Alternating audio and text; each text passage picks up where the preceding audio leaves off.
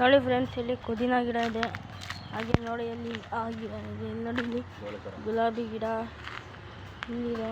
ಮತ್ತು ನೋಡಿ ಹಾಗೇನೆ ನೋಡಿ ಇಲ್ಲಿ ಮ್ಯಾಂಗೋ ಗಿಡ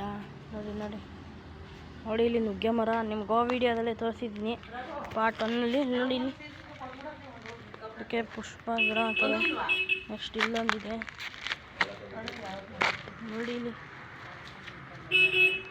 ನೋಡಿ ಇನ್ನೂ ಅಲ್ಲಿದೆ, ಇನ್ನು ತೋರಿಸ್ತೀನಿ.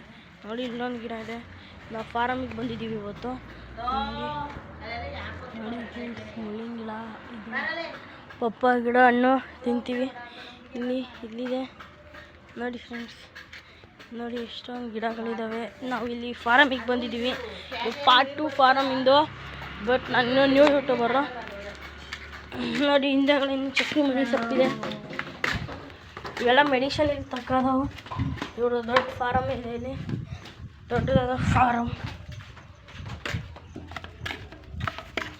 ಇಲ್ಲಿ ನೋಡಿ, ಇಲ್ಲಿ ಸೀತಾಫಲ ಗಿಡ ಇದೆ. ಇಲ್ಲಿ ನೋಡಿ, ಇಲ್ಲಿ ಕರ್ಬೇವಿನ ಸಸಿ ಇದ್ದಾವೆ. ನೋಡಿ ಇವೆರಡು ಚಿಕ್ರುಮಣಿ ಸೊಪ್ಪು ಅಂತೀವೋ.